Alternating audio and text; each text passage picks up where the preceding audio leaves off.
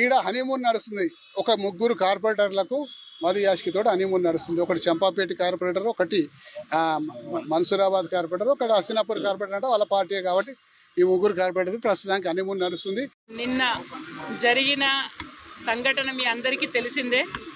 నిన్న కూడా మేము ఎల్బీ నగర్ పిఎస్లో కంప్లైంట్ చేశాము. నిన్నటి నుంచి ఇవాళ 24 అవర్స్ అయింది, ఎలాంటి చర్య తీసుకోలేదు. అందుకనే మేము ఇక్కడ డీసీపీ ఆఫీస్కి వచ్చాము. ఇవాళ ఈవినింగ్ 5 వరకు తీసుకోకపోతే రేపు ఎల్బీ నగర్లో సుధీర్ రెడ్డి గారి ఇంటిని ముట్టడిస్తాము. మహిళల పట్ల ఆయన చేసిన మాటలు వెనక్కి తీసుకోవాలి, క్షమాపణం చెప్పాలి. క్షమాపణం చెప్పకపోతే కఠిన చర్యలు తీసుకోవాలని పోలీస్ వారిని కోరుకుంటున్నామండి.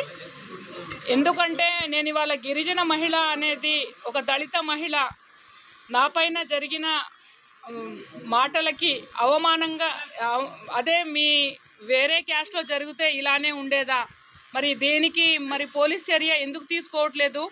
దీనిపైన నాకు మాత్రం న్యాయం జరిగేంత వరకు నేను కొట్లాడతాను.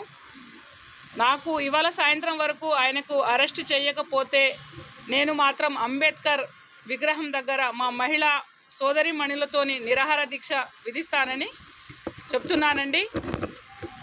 సుధీర్ రెడ్డి గారు, హనీమూన్ అంటే అది మీ భాషలో ఏముందో మరి ఆ హనీమూన్కి నాకు మాత్రం మీరు సమాధానం చెప్పాలి.